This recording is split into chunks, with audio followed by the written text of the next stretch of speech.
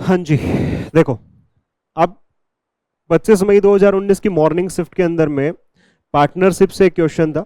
अब second shift में भी एक क्वेश्चन पार्टनरशिप से आ रहा है। ठीक है, तो आज मतलब जैसे कि जिस भी शिफ्ट के अंदर में अगर फर्स्ट पेपर आपको किसी को पता लग जाता है तो ऐसे ही सेम क्वेश्चन आपके उसमें हर एक में पूछे जाते हैं।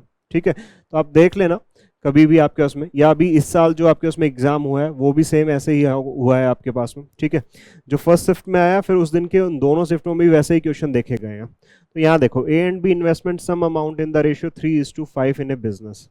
तीन लोग हैं एक्चुअल में यहाँ पे, ए बी और सी।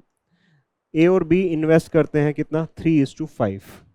ठीक है, after 6 month C join them with the investment equal to that of B. जितना बी इन्वेस्ट करना उतना ही ये इन्वेस्टमेंट करना है, ये इन्वेस्टमेंट का रेशियो है।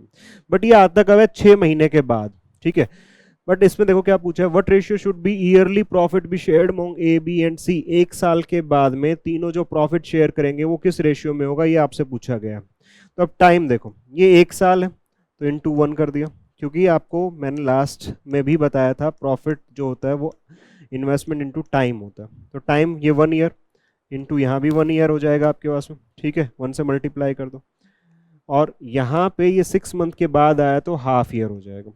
तो 3, 5 एंड 5/2।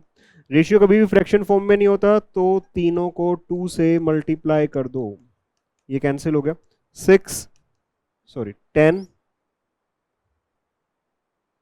6, यहाँ पे 5 इंटू 2 10, एंड ये कितना हो जाएगा 5।